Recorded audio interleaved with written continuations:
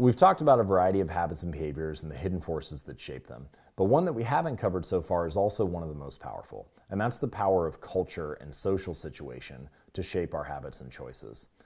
The cultures that we're a part of, whether they be religions or political parties, different groups of people that we organize around ideals with, people that look like us or act like us or feel like us, they influence our behavior in very profound ways. And there are a couple examples that we can give that highlight this. You can imagine, for example, if you move to a new neighborhood and you walk out on the first Tuesday morning and all of your neighbors have their recycling bins lined out up and down the street. Then you start to think, oh, I need to sign up for recycling because this is what people like us do in this neighborhood. And so those social norms drive your behavior. Similarly, a researcher named Judith Rich Harris did some very famous research on what actually influences children's behavior. And in many cases, she found that the peers are actually much more powerful than the parents. What the children's friends are doing is far more powerful on what type of habits the children builds, what type of interests they have, and what they end up developing into and growing into over the course of their life.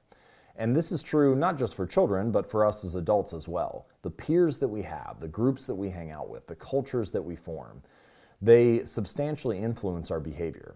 And one reason for this is that we often imitate the many. We imitate the people who surround us, those who are part of the groups that we join, and we replicate their behavior in some way.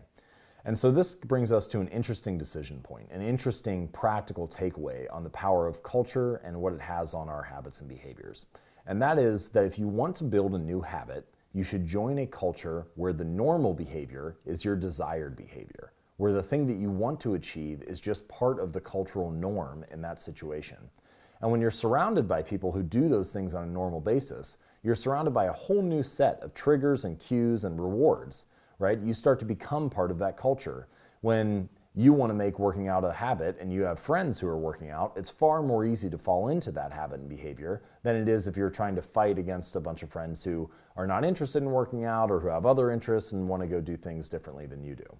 And so by joining a culture where your desired behavior is the normal behavior, you dramatically increase the odds of success for a habit.